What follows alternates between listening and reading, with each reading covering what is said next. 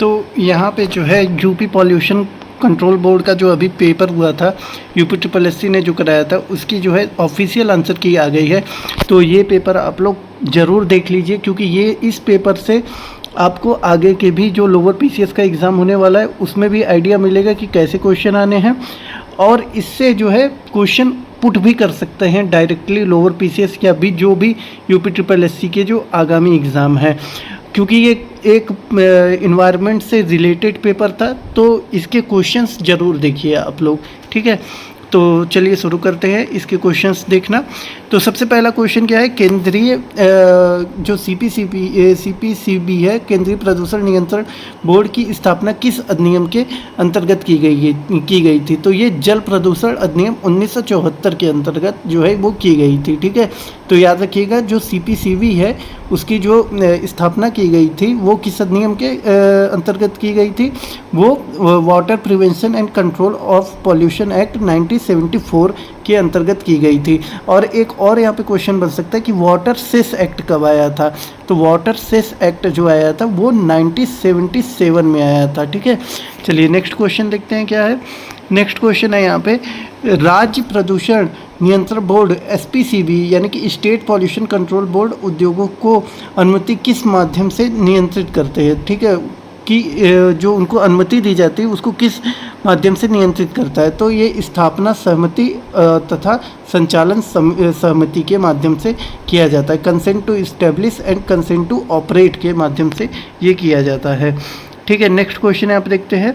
Next question है यहाँ पे हमारा, ये भोपाल गैस त्रासदी वाला क्वेश्चन आ गया। देखिए ये कई बार बहुत इंपॉर्टेंट क्वेश्चन है कि पर्यावरण संरक्षण अधिनियम जो 1986 किस घटना के बाद लागू किया गया था। तो ये भोपाल गैस त्रासदी जो 1984 में आपकी हुई थी उसी के बाद ये किया गया था।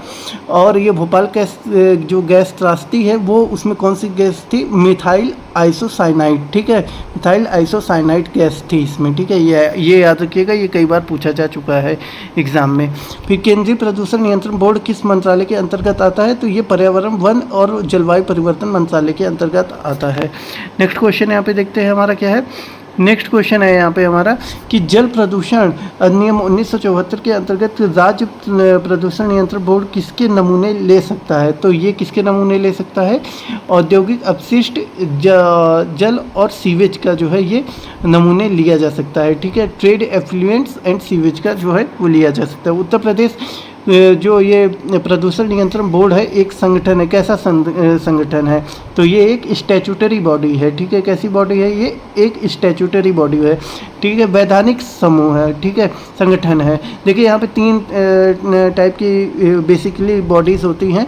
एक होती है कॉन्स्टिट्यूशनल बॉडी जिसकी जिक्र आपका जो है वो संविधान में किया जाता है, या संवैधानिक ये निकाय भी कहा जाता है इसे, ठीक है। दूसरी वैधानिक निकाय। वैधानिक निकाय कैसा निकाय होता है, जो कि विधायिका के द्वारा कानून बनाकर स्थापित किया जाता है, ठीक है। उस संगठन को वैधानिक निकाय कहते हैं। और तीसरा होता है एक कार्यकारी निकाय या एग्जीक्यूटिव बॉडी। तो वो कैसे निकाय होता है, जो कि एग्जीक्यूटिव ऑर्डर से, ठीक है, जो कैबिनेट के ऑर्डर से पास करके जो बॉडी बनती है उसे जो है एग्जीक्यूटिव बॉडी कहा जाता है, या एक्स्ट्रा कॉन्स्टिट्यूशनल बॉडी भी उसे कहते हैं, ठीक है। नेक्स्ट क्वेश्चन यहाँ पे देखते हैं क्या है। नेक्स्ट क्वेश्चन है यहाँ पे हमारा कि उत्तर प्रदेश जल प्रदूषण निवारण एवं नियंत्रण बोर्ड का गठन किस तिथि को की गई। तो ये बहुत ज़्यादा इम्पोर्टेंट क्वेश्चन है। ये किया गया कब, 3 फरवरी 1975 को किया गया, ठीक है। नेक्स्ट क्वेश्चन क्या है, उत्तर प्रदेश प्रदूषण नियंत्रण बोर्ड का मुख्य कार्यालय विभूति खंड गोमती नगर। अब देखिए यहाँ तो साफ साफ गोमती नगर उत्तर प्रदेश, तो गोमती नगर आ गया, तो ये सीधे से लखनऊ ही आंसर होगा, ठीक है। नेक्स्ट क्वेश्चन यहाँ पे बढ़ते हैं। नेक्स्ट क्वेश्चन क्या है यहाँ पे हमारा, उत्तर प्रदेश प्रदूषण नियंत्रण बोर्ड को उत्तर प्रदेश में किन कानूनों को लागू करने की जिम्मेदारी सौंपी गई है। तो ये जाहिर सी बात है, प्रदूषण नियंत्रण बोर्ड है तो पर्यावरण के कानून ही ये लागू करेगा। तो इन्वायरमेंटल लॉस, जल उपकर, देखिए ऊपर मैंने आपको क्वेश्चन बताया था, वाटर सेस एक्ट आ भी गया यहाँ पे, वाटर सेस एक्ट 1977, ठीक है। नेक्स्ट क्वेश्चन पे आते हैं यहाँ पे। नेक्स्ट क्वेश्चन क्या है यहाँ पे हमारा, पारिस्थितिकी की शाखा है। पारिस्थितिकी किसकी शाखा है ये पूछा जा रहा है बेसिकली। तो ये बायोलॉजिकल साइंस की शाखा है पारिस्थितिकी, ठीक है। जो ecology is the branch of biological science, जो और फादर ऑफ इकोलॉजी किसे कहते हैं, ईपी ओडम को कहते हैं, ठीक है। किसे कहते हैं, ईपी ओडम को कहते हैं, ठीक है। फिर यहाँ पे देखिए पारिस्थितिकी शब्द जो यूनानी शब्द ओकियोस और लोगोस, ठीक है, ये दो शब्दों से मिलकर बना हुआ है। एक ओकियोस, OKIOS, ओकियोस, और लोगोस, ठीक है, लोगोस से मिलके बना है, ठीक है। तो यहाँ पे ये पूछा है कि ये किन दो ग्रीक वर्डों से मिलके बना हुआ है, ठीक है। नेक्स्ट क्वेश्चन यहाँ पे देखते हैं। नेक्स्ट क्वेश्चन क्या है यहाँ पे, पृथ्वी की परपटी के संबंध में निम्नलिखित में से कौन सा कथन, अब यहाँ पे ऑप्शन दिया गया होगा क्योंकि ये ऑफिशियल आंसर की है तो केवल इसमें आंसर लिखा है, तो केवल आंसर हम देख लेते हैं। जो परपटी होती है वो स्थल मंडल की सबसे बाहरी परत, यानी कि जो क्रस्ट होता है वो स्थल मंडल का जो है सबसे बाहरी परत होता है, जिसकी जो घनता अन्य दो परतों से कम होती है, ठीक है। चलिए आइए नेक्स्ट क्वेश्चन पे देखते हैं। नेक्स्ट क्वेश्चन क्या है यहाँ पे, नेक्स्ट क्वेश्चन है यहाँ पे, अपघटक के बारे में निम्नलिखित में से कौन सा सही है, ठीक है। अपघटक के बारे में कौन सा सही है, डिकम्पोजर्स, ठीक है, जो कि मृत चीज़ों पे आश्रित जो कि मृत चीज़ों पे आश्रित रहते हैं, ठीक है। तो अपघटक वे मृत और सड़ने वाले कार्बनिक पदार्थों पर निर्भर रहते हैं, ठीक है। तो यही चीज़ ये सही है, ठीक है। और जो भी जो खाद्य श्रृंखला जो आपकी जो अपघटकों से शुरू होती है उसे एक तरह से क्या कहते हैं, उसे जो है डेट्रिटियस कहते हैं, क्या कहते हैं, डेट्रिटियस खाद्य श्रृंखला कहते हैं, ठीक है। या एक मृतोपजीवी, ठीक है, मृतोपजीवी खाद्य श्रृंखला भी इसे कहा जाता है, ठीक है। और दूसरा जो सजीवों से शुरू होती है, जो मतलब कि घास वास से शुरू होती है, उसे चारण या ग्रेजिंग कहा जाता है, ठीक है, ग्रेजिंग फूड चेन कहा जाता है, ठीक है। नेक्स्ट क्वेश्चन पे आते हैं। यहाँ पे नेक्स्ट क्वेश्चन क्या है हमारे यहाँ पे, डैश जीवों की जीवित कोशिकाओं के भीतर पदार्थों का चयनात्मक धीरे धीरे संचय और भंडारण करता है। देखिए आपके लेखपाल में भी ये क्वेश्चन आया था, लेकिन उसमें पूछा था कि क्रमिक रूप से, ठीक है, उसमें क्या पूछा था, क्रमिक रूप से एक जीव से दूसरे जीव में अगर ये आपका जीवित कोशिकाओं के भीतर पदार्थों का संचयन होता है तो उसे क्या कहते हैं। तो वहाँ पे क्रमिक रूप से एक जीव से दूसरे जीव में हो रहा था, तो इसलिए वहाँ पे बायोमैग्निफिकेशन हो रहा था, ठीक है। लेकिन यहाँ पे क्या कह रहा है कि जीवों की जीवित कोशिकाओं के भीतर ही, मतलब एक जीव के भीतर ही यहाँ पे पदार्थों का संचयन या चयनात्मक संचयन धीरे धीरे हो रहा है, तो उसे क्या कहेंगे, बायो एक्यूमुलेशन कहेंगे, ठीक है, या जैव संचयन कहेंगे, ठीक है। अब यहाँ पे नेक्स्ट पे आते हैं। नेक्स्ट क्वेश्चन है, डैश वह प्रक्रिया है जिसमें तालाब और झीलें जैसे जलाशय मानव के विभिन्न गतिविधियों के कारण पोषक तत्वों से समृद्ध होते हैं। तो कौन सी प्रक्रिया है, तो उसमें सुपोषण या यूट्रोफिकेशन भी इसे कहते हैं, ठीक है।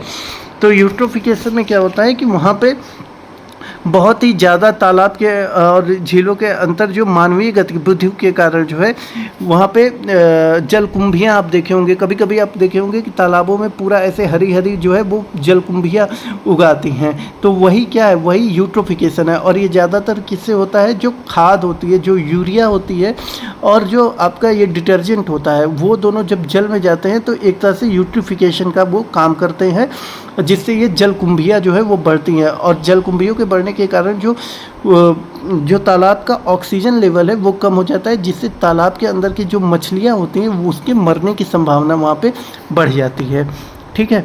नेक्स्ट क्वेश्चन यहाँ पे क्या है, नेक्स्ट क्वेश्चन यहाँ पे आइए देखते हैं कि निम्नलिखित में से कौन सा शब्द उस तरल अपशिष्ट या मल जल के लिए प्रयोग किया जाता है या प्रयोग होता है जो किसी स्रोत से निकलकर जलाशयों को प्रदूषित करता है। तो वो बहिर्स्राव होता है, ठीक है, एफ्लुएंट्स होते हैं, ठीक है।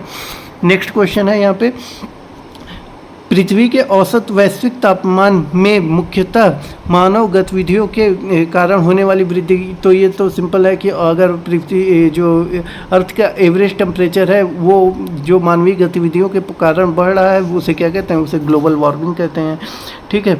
नेक्स्ट क्वेश्चन यहाँ पे क्या है, नेक्स्ट क्वेश्चन है यहाँ पे, चट्टानों के छोटे छोटे कणों में टूटने की प्रक्रिया को क्या कहते हैं? तो ये तो पता ही है कि अगर कोई चट्टान एक ही जगह पर वो अपने ही जगह पे टूट फूट रही है तो उसे क्या कहते हैं? वेदरिंग कहते हैं या अपक्षय कहते हैं। और यही जब चट्टान जो है एक जगह से टूटकर कहीं अन्य जगह क्या हो जाए, स्थानांतरित हो जाए, तो उसे क्या कहा जाता है? वो अपरदन कहलाता है। ठीक है, नेक्स्ट क्वेश्चन है यहाँ पे देखते हैं।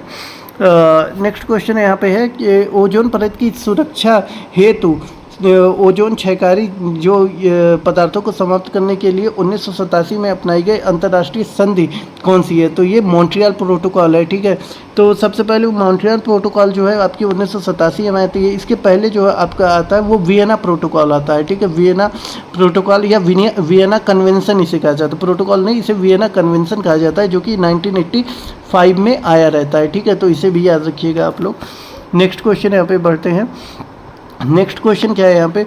निम्नलिखित में से कौन सा शब्द मनुष्यों द्वारा प्रदूषण और मानवीय गतिविधियों के कारण प्रजातियों के नुकसान तथा पारिस्थितिकी तंत्र के विनाश से पर्यावरण की रक्षा करने की प्रक्रिया को दर्शाता है? तो ये पर्यावरण संरक्षण है, बिल्कुल सही बात है। ठीक है, नेक्स्ट क्वेश्चन यहाँ पे देखते हैं। नेक्स्ट क्वेश्चन क्या है यहाँ पे? कल्पवृक्ष एक भारतीय गैर सरकारी संगठन है जिसकी स्थापना कब हुई थी? ये पूछ रहा है आपके, जो कि पर्यावरण की जागरूकता के लिए काम करता है। तो ये याद रखिएगा, जो कल्प वृक्ष की जो एक नॉन गवर्नमेंटल ऑर्गेनाइजेशन है उसकी स्थापना 1979 में हुई थी। ये जरूर याद रखिएगा। ठीक है, नया क्वेश्चन है, आगामी परीक्षाओं में भी ये पूछ सकता है। ठीक है, राष्ट्रीय जैव विविधता प्राधिकरण का मुख्यालय, ये तो पता ही होगा, राष्ट्रीय जैव विविधता प्राधिकरण का मुख्यालय ये चेन्नई में है। ठीक है, फिर इसके बाद नेक्स्ट क्वेश्चन पे आते हैं। यहाँ पे भारतीय पशु कल्याण बोर्ड की स्थापना किस अधिनियम के अंतर्गत की गई थी? तो ये पशुओं के प्रति क्रूरता निवारण अधिनियम 1960 के अंतर्गत की गई थी। Prevention of cruelty to animals act 1960 के अंतर्गत की गई थी। नेक्स्ट क्वेश्चन यहाँ पे देखते हैं, बढ़ते हैं। नेक्स्ट क्वेश्चन क्या है यहाँ पे? निम्नलिखित में से कौन सा विकास वर्तमान की आवश्यकताओं को पूरा करता है बिना भविष्य की पीढ़ियों की अपनी आवश्यकताओं को पूरा करने के समझौता किए बिना? तो ये आपका कौन सा है? ये सतत विकास है। ठीक है, कौन सा है? ये सतत विकास है। तो सतत विकास तो आप लोगों को पता है कि ये 2015 से शुरू हुआ है और 2030 तक जो है इसका टारगेट है 17 सस्टेनेबल डेवलपमेंट गोल्स या 17 सतत विकास लक्ष्य हैं, उसको पाने के लिए है। और इसमें कुल 169 टारगेट हैं। ठीक है, कितने टारगेट है? 169 टारगेट दिए गए हैं। ठीक है, फिर नेक्स्ट क्वेश्चन यहाँ पे बढ़ते हैं। नेक्स्ट क्वेश्चन यहाँ पे क्या है? 1972वें स्टॉकहोम सम्मेलन के संबंध में निम्नलिखित में से कौन सा कथन सही है? ठीक है, तो उसमें ऑप्शंस दिए होंगे तो देख लेते हैं। यह देखिए यहाँ पे कौन सा कथन सही है? यह जो है मानव पर्यावरण पर संयुक्त राष्ट्र सम्मेलन था जिसमें जो है 113 देशों ने जो है पर्यावरण पर मानव प्रभाव के प्रति जो है चिंता व्यक्त की थी। ठीक है, नेक्स्ट क्वेश्चन क्या है यहाँ पे? आइए देखते हैं। नेक्स्ट क्वेश्चन है यहाँ पे, विस्तारित यूरोपीय संघ के लिए सतत विकास रणनीति कब अपनाई गई? तो ये 2006 में अपनाई गई थी। तो ये काफ़ी यूनिक क्वेश्चन पूछा है, ये मैक्सिमम लोगों का गलत था। तो 2006 में अपनाई गई। राष्ट्रीय आपदा प्रबंधन की स्थापना, ये तो मैक्सिमम लोगों का सही होगा, 1995 में किया गया था। देखिए, सतत विकास से 2 क्वेश्चन आ चुके हैं। एक अभी पूछा है ऊपर में और एक यहाँ पे पूछ रहा है कि सतत विकास हेतु एजेंडा 2030 का एक लक्ष्य एक क्या है? तो लक्ष्य एक सबको पता है कि गरीबी को अंत करना या नो पॉवर्टी है। ठीक है, नो पॉवर्टी है। दूसरा लक्ष्य क्या है? जीरो हंगर है। तीसरा लक्ष्य क्या है? यहाँ पे हेल्थ का है तीसरा लक्ष्य। और चौथा लक्ष्य यहाँ पे क्या है? एजुकेशन का है। और 5वां लक्ष्य यहाँ पे क्या है? रिड्यूस्ड इनइक्वालिटीज़ का है। ठीक है, इसी तरह से पूरे 17 लक्ष्य है। इसकी मैं एक अलग से डेडिकेटेड वीडियो बना दूंगा। ठीक है, तो आपको वो हमेशा याद हो जाएगा। ठीक, नेक्स्ट क्वेश्चन करते हैं। यहाँ पे नेक्स्ट क्वेश्चन आइए देखते हैं क्या है कि रेड लिस्ट जो रेड लिस्ट इंडेक्स के संबंध में निम्नलिखित में से कौन सा सही है? यह विश्व वर्ग, तो ये तो पता ही है कि ये जो विश्व वर्ग के संकटग्रस्त या जो विलुप्त जोखिम को मापता है। ठीक है, ये फिर इसके बाद राष्ट्रीय जो एनजीटी का गठन पूछ रहा है, यहाँ पे एनजीटी का गठन यहाँ पे पूछ रहा है, तो यहाँ पे 18 अक्टूबर 2010 को ये एनजीटी का गठन हुआ था। फिर यहाँ पे एनजीटी के गठन का आर्टिकल भी यहाँ पे पूछ लिया गया, तो आर्टिकल 21 के तहत जो है वो एनजीटी का गठन किया गया था।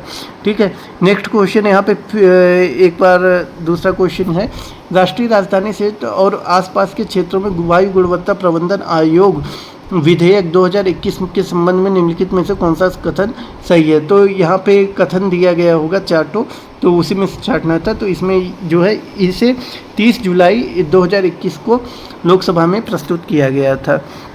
नेक्स्ट क्वेश्चन क्या है यहाँ पे, नेक्स्ट क्वेश्चन है यहाँ पे आपका तो नेक्स्ट क्वेश्चन है यहाँ पे राष्ट्रीय परिवेश वायु गुणवत्ता मानक के संबंध में यहाँ पे कथन बताना है। तो यहाँ पे 4 कथन दिए गए होंगे, तो उसी के बारे में बताना था। तो ये बेसिकली पॉल्यूशन बोर्ड का पेपर है, तो उसके घुस के ये क्वेश्चन पूछा गया है।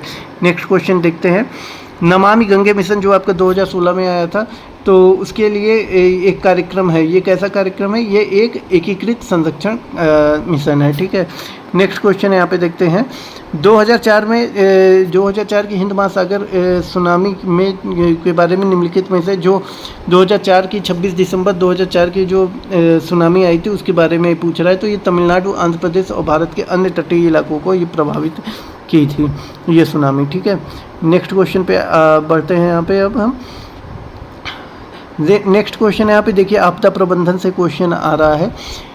राष्ट्रीय आपदा प्रतिक्रिया जो नेशनल डिजास्टर ये रिस्पांस फोर्स है के अंतर्गत कार्य करता है। किसके अंतर्गत कार्य करता है, तो ये तो पता ही है कि ये गृह मंत्रालय के अंतर्गत कार्य करता है। एनडीआरएफ की स्थापना कब हुई थी, ये पता ही है 2006 में हुई थी एनडीआरएफ की स्थापना। राज्य यहाँ पे नेक्स्ट क्वेश्चन देख लेते हैं, राज्य आपदा प्रतिक्रिया कोष के संबंध में निम्नलिखित में से कौन सा कथन सही है। तो राज्य आपदा प्रतिक्रिया कोष का गठन आपदा प्रबंधन अधिनियम 2005 की धारा 48(1)(a) के अंतर्गत किया गया है। तो काफ़ी इंपॉर्टेंट क्वेश्चन है। नेक्स्ट क्वेश्चन आइए देख लेते हैं। नेक्स्ट क्वेश्चन यहाँ पे है क्या हमारा है, राष्ट्रीय चक्रवात जोखिम न्यूनीकरण परियोजना के संबंध में निम्नलिखित में से कौन सा कथन सही है। तो यह भारत में एक केंद्रीय मतलब सेंट्रल स्पॉन्सर्ड स्कीम है जो कि वर्ल्ड बैंक की सहायता से स्टार्ट की जा रही है। नेक्स्ट क्वेश्चन क्या है यहाँ पे, उष्णकटिबंधीय घास भूमि क्या है। तो उष्णकटिबंधीय घास भूमि क्या है ये पूछा जा रहा है। ऐसी घास भूमियाँ होती हैं जहाँ पे गर्म जलवायु और स्पष्ट आर्द्र और शुष्क ऋतु जो है वो पाई जाती है, मतलब ड्राई क्लाइमेट वहाँ पे रहता है।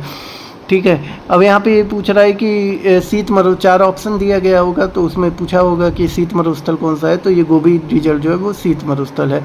तो यहाँ पे नेक्स्ट पे आते हैं, खाद्य श्रृंखला यह दर्शाती कि किसी पारतंत्र में ऊर्जा और पोषक तत्व एक पोषक स्तर, ठीक है, यहाँ पे क्या होगा, एक ट्रॉपिक लेवल या पोषक स्तर से दूसरे पोषक स्तर पे कैसे स्थानांतरित होती है। ठीक है, कुल मिला के जो है वो आपकी 4 से 5 स्तर की जो है वो पोषक स्तर होता है। ठीक है, और यहाँ पे नेक्स्ट क्वेश्चन पे देखते हैं क्या है। नेक्स्ट क्वेश्चन है इन सीटू संरक्षण क्या है। इन सीटू संरक्षण 2 प्रकार के यहाँ संरक्षण होते हैं जीवों को, एक इन सीटू होता है, एक एक्स सीटू होता है। कौन सा, एक इन सीटू होता है, एक एक्स सीटू होता है। जो आपका बायोस्फीयर हो गए और क्या कहते हैं नेशनल पार्क हो गए, वाइल्ड लाइफ सेंचुरीज हो गई, ये सब किस में आते हैं, वो इन सीटू में आते हैं। एक्स सीटू के अंदर कौन कौन से आते हैं, जैसे आपके क्रायो बैंक हो गया, ठीक है, फिर आपका चिड़ियाघर हो गया, जू हो गया, ठीक है। तो इस तरह की चीज़ें जो है वो एक्स सीटू के अंतर्गत आते हैं। नेक्स्ट क्वेश्चन पे आइए देखते हैं।